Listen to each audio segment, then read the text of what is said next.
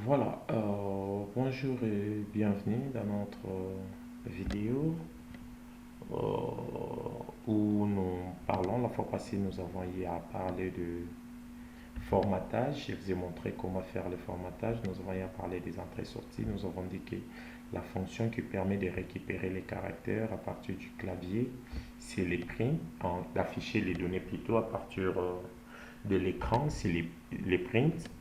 Et nous avons vu la manière la plus simple de le faire, c'est juste faire print bonjour par exemple, et ça m'affiche bonjour à l'écran. Et les formatages, ça me permet en fait d'afficher les données tout en précisant les différentes variables. Tout en précisant les différentes variables que je vais faire appel et puis je positionne ça, je peux l'utiliser.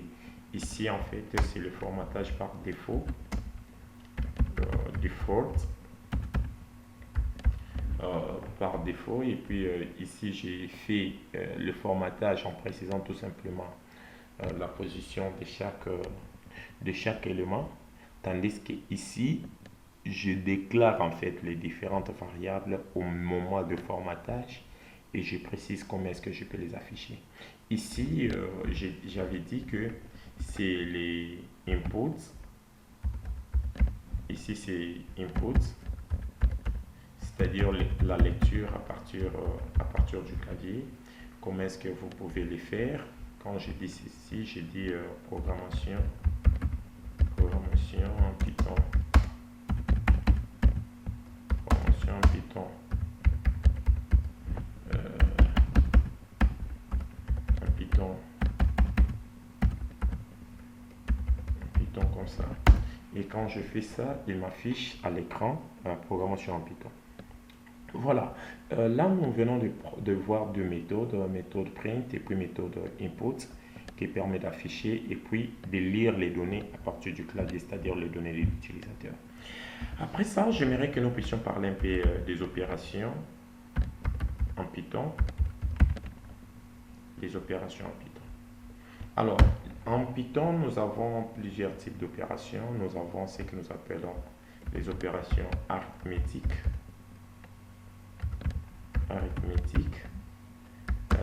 des opérations d'assignation, les opérations d'assignation et puis les opérations spéciales. Moi j'appelle ça les opérations spéciales. En Python, ce sont là des opérations, bon, je vais dire oui, les trois opérations de base utilisées en Python. En Python, ici c'est ce que nous allons voir. Premièrement, nous allons d'abord commencer avec euh, les opérations arithmétiques.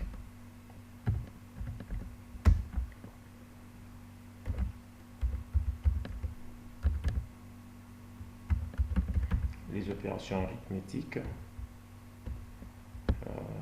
ça, bon, comme nous le savons déjà en programmation, tout ce que nous avons comme opération en mathématiques, tout ce que nous avons vu, nous les connaissons déjà. J'ai fait par exemple, je déclare des variables x et y, que j'ai dit x a comme valeur 19 et y a comme valeur 23 par exemple.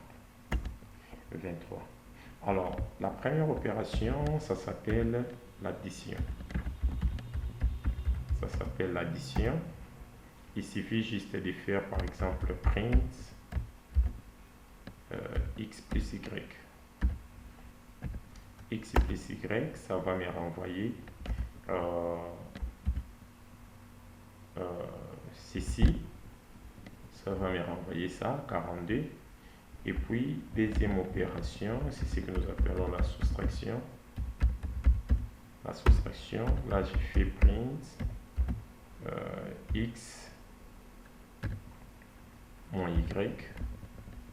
Et je fais ça. Et puis, je vais faire copie. Bon, je fais seulement ça, paste below. Paste below. Paste below.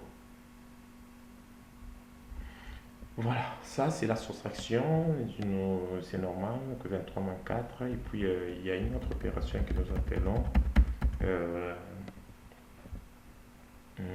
la division. La division, je peux faire ceci, c'est-à-dire 19 divisé par 23. La quatrième opération arithmétique, ça s'appelle la multiplication.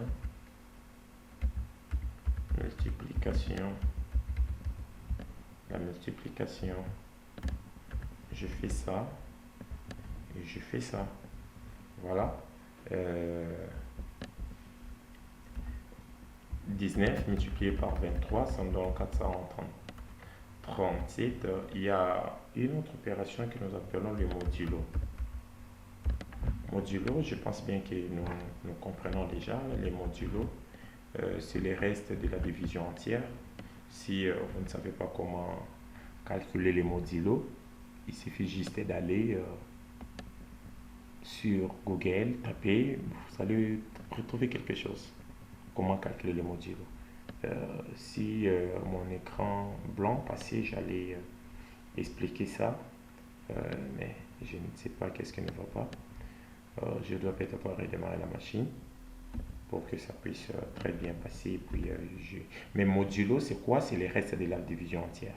Par exemple, si je prends 7 divisé par 3, donc 7 divisé par 3, ça me donne 2. 2 multiplié par 3 c'est 6. Du coup, ici, ça me donne, il me reste 1. Le reste de 1, les restes c'est 1. C'est ça les restes, c'est ça les modulos de 7 par 3. Je vais faire ça ici. Je dis A égale 7 et B égale 3 par exemple. Si je dis print A modulo B, ça va m'afficher 1. Ça va m'afficher 1, c'est-à-dire le reste de la division entière. Et c'est tout à fait normal. 19 divisé par 23, c'est impossible. Donc le reste de la division, la première opération, ce n'est pas impossible, mais la première opération, 19, ne peut pas se diviser, donc on va ajouter 0 pour que ça soit 90. Donc le reste est là, c'est 19. Alors du coup, c'est ce qui m'affiche ici. Et nous avons aussi ce que nous appelons l'autre opération, toujours dans cette catégorie des opérations arithmétiques. J'appelle ça exposant.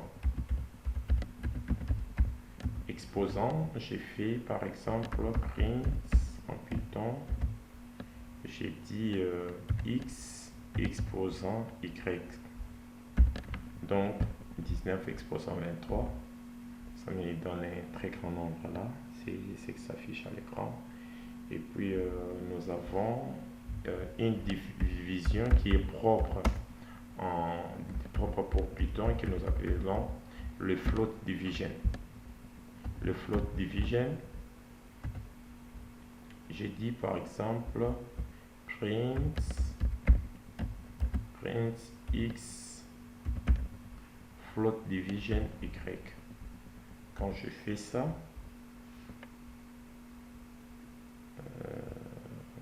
quoi? Ah, je n'ai pas mis ça comme commentaire. Quand je fais ça, il me dit 0. Quand il me fait ça, il me dit 0. Mais si je prends par exemple 10, et je prends par exemple A égale 10 et B égale 4. Et j'ai dit A, ici, j'ai dit B.